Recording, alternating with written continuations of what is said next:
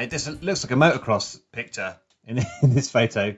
You know, when you see them all go into the first corner. I mean, and the other thing there with the 250s, which is completely unique to everything else, is that, you know, Luke Harris there and Ricky Scarborough are riding the bikes completely differently to how you on the motocross bikes are riding them. You know, you're still turning in, whereas they've got the things crossed up. And I mean, that possibly, Ben, is possibly the issue that happened with you and Graham Thomas. Just 2-stroke and 4-stroke lines, Gareth. We're kind of coming into the corner and getting on the gas sort of mid-track, where the motocross style engines are straight line and going down the gearbox, and then when you're seeing the apex, they're just squirting out, aren't they? They are two different styles, and it does make for some interesting racing. Yeah. When you're racing each other, because you two have raced on each other a lot, and we know that Ben tends to go round the outside, and Russell, you tend to come in tight, turn the bike hard, and then like just like Ben's describing, really. Do you have to be aware of each other when you're doing that, or do you not really worry about it? Probably affects Russell more than it would me. Yeah, because he's having to ride around you a little bit, isn't he? I'm on the outside with a bit of room to get out, but yeah, I mean, typically Russ will be on the pegs. Yeah, I don't know, Russ. How is it for you? Yeah, I think. Yeah, just sort of thinking about it. Yeah, when so like if I'm in front, especially with Ben, I must admit, yeah, if I'm a lot. I give Ben a lot more room, shall we say?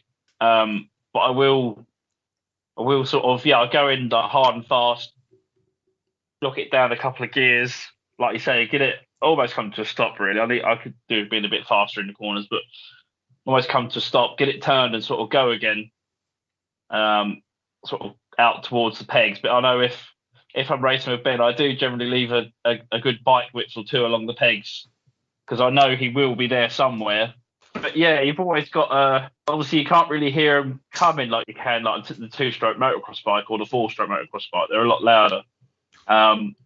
But when they do come, they come at a hell of a bloody speed, that's for certain. Yeah, and they sort of sweep across, don't they? They come from quite far out, so they sort of, I don't know, I've never ridden one, but from when you're watching, it looks like they've come from outside of your vision. They come right across the front of your vision, and they're outside your vision again, and you've got to almost guess where they're going to be. The only reason I'm thinking about it is I'm just looking at this picture of like 12 of you all in there at the same time, and if you're having to think about it when there's one rider, I mean, I remember at Frittenden, it looks like, and I know that you're not going to, but it looks like when you're following someone like Luke Harris or Cameron Taylor, because your entry speed is so much faster than theirs, it looks like you're just going to run at the back of them.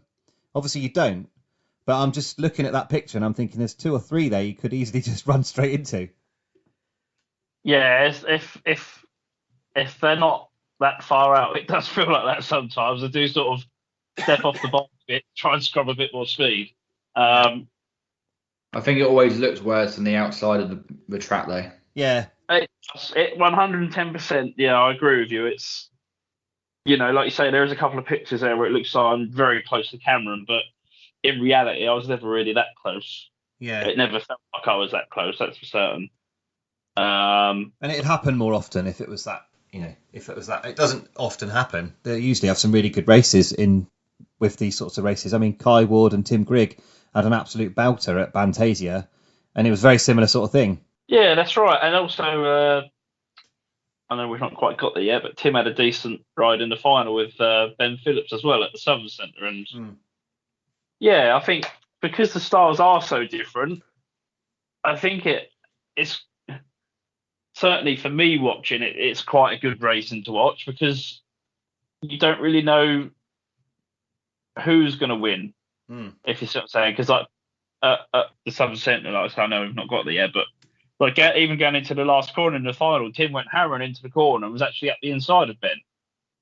Yeah. But then sort of where Ben was a bit wider and had a bit more sort of speed, he sort of come back round him. But yeah, as a rider, you don't really think about it that much. You just know that if it's somebody quick at some point, they are going to be coming along pretty fast.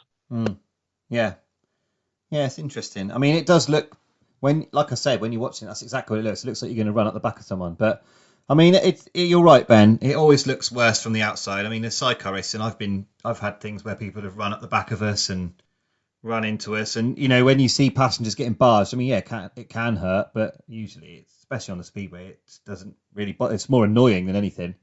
But it looks dreadful. So yeah, I'm guessing this is a similar sort of thing. Yeah, I found the best thing to do is not to watch. Yeah. You sell up if you watch, and Yeah.